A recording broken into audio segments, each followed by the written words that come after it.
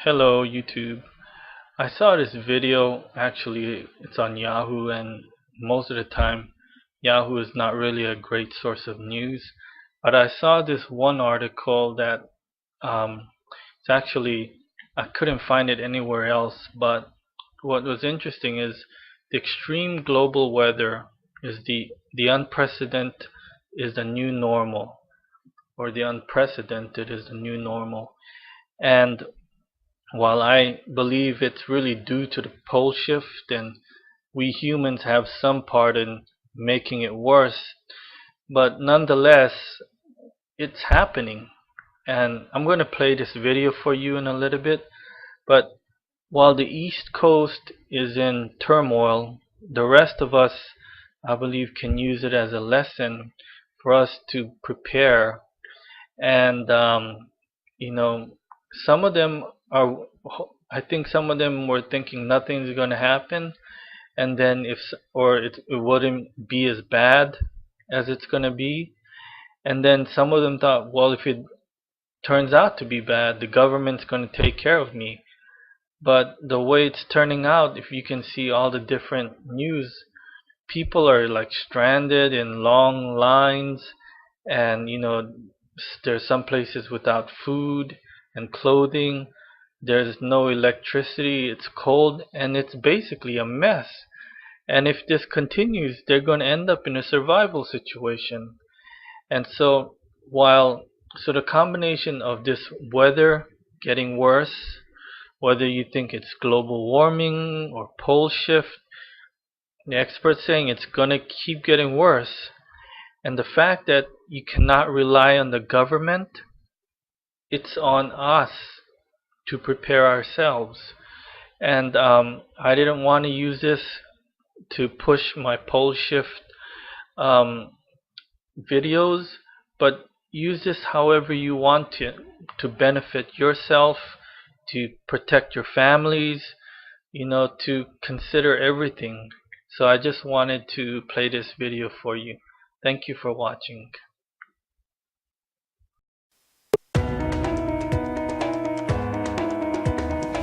Hello again, everyone. I'm Christiane Amanpour, back again with the Global Perspective, where America meets the world.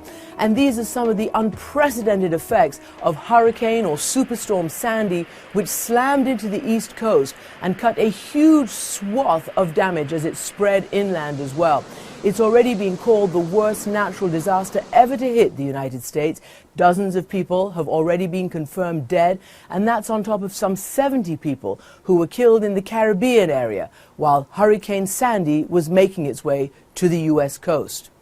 Sandy was so dramatic because it met up and collided with other weather patterns. It's being called the storm of the century.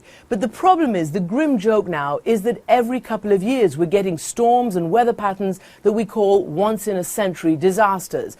And that's because of these huge global swings that are happening. Storms, droughts, heat waves and floods, they're all bound to get worse around the world, costlier and deadlier. Much of the world has experienced devastating conditions this year. In East and West Africa, a 1-2 punch of severe drought followed by torrential rains resulted in flash flooding and the death and displacement of hundreds of thousands of people. Drought was also the worst it's been in quarter of a century here in the United States, shriveling corn crops and boosting food prices worldwide. And in Southeast Asia this past week, a typhoon killed dozens of people and caused heavy flooding and landslides. So what's causing these extreme weather events? A special report issued earlier this year by the IPCC, which is the Intergovernment Panel on Climate Change, points to a combination of human-caused global warming, shifts in population, and poverty. And though here in the United States, political wrangling over global warming continues, the fact is that polls show 7 in 10 Americans now believe that humans impact the climate and that it needs to be addressed. So let's talk about what can be done with Professor Michael Oppenheimer of Princeton University, who's also one of the authors of that IPCC report. So, Professor, is Sandy an anomaly, or are we going to be looking forward to this kind of thing? The unprecedented is going to become the new normal. And the reason is global warming is causing the oceans to rise. They've risen about a foot already. That made Sandy more damaging than it would have been otherwise. And over the rest of this century, until we lower and eventually stop the emissions of the greenhouse gases, the ocean will just continue to expand and rise, and we're going to have more and more troubles along the coast. What about around the world? This is a worldwide phenomenon, but you know, it's worse in the Northeast than the global average, where the tendency for sea level rise is greater than other places. That strikes me as amazing, because I always thought it was like Southeast Asia or, you know, where there's so much more water. Those areas are very vulnerable to storms, sea level rise, the whole ugly mix. But oddly, in the Northeast, although we don't have a big river delta here, what we have is a tendency for the sea level to rise faster than the rest of the world. But there is an ideology at work here too that denies that there is climate change that man is responsible for. There is evidence after evidence after evidence. The warmest years and the warmest decades have been the recent ones. Sea level is rising, storms are getting more intense. In certain areas, drought is becoming more extensive. What more proof do people need? So what we need, however, is stronger political leadership on this, and we need people to have the courage to listen and to do the right thing, not just for us, but for future generations. Are other parts of the world better at this than the United States? There are some countries that are taking the lead on this. Germany, Denmark, the Netherlands are countries that have policies in place to start significantly reducing their fossil fuel dependence.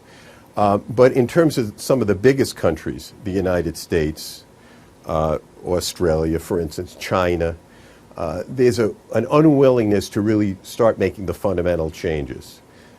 The trouble is that we're so used to using fossil fuels that we can't see the possibility of another world which is technologically possible and which we need to get to save ourselves from these possible calamities, but the political leadership to sort of get us over the hump isn't there. Now, all is not bleak. The U.S. actually, for instance, has installed some policies to start gradually reducing their emissions, and our emissions are down a little bit.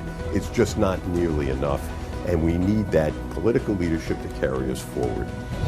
The devastating effects of Hurricane Sandy have once again pointed out the accelerating climate swings that we're experiencing.